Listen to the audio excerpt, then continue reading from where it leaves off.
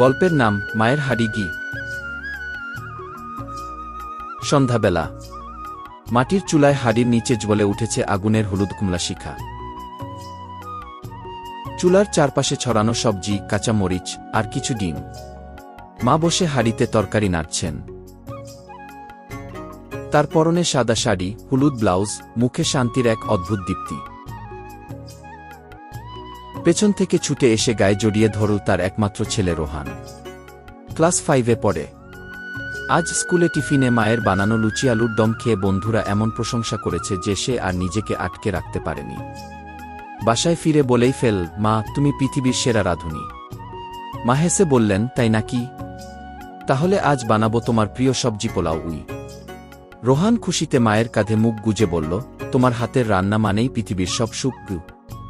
মা জানেন তার এই ছোট্ট ছেলেটিই তার পৃথিবী। স্বামী চলে গেছেন বহু বছর আগে।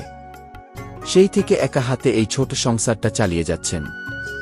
সকাল থেকে সন্ধ্যা, সেলাইয়ের কাজ, বাড়ির কাজ, রোহানের পড়াশোনা, সব কিছুতেই তিনি অক্লান্ত। কিন্তু এই এক মুহূর্ত, ছেলের ভালোবাসায় ভরা আলিঙ্গন, সেই হাড়ির মিষ্টি গন্ধ আর রান্নাঘরের গুনগুন হাসি, এইটুকুই তার জীবনের বড় প্রাপ্তি।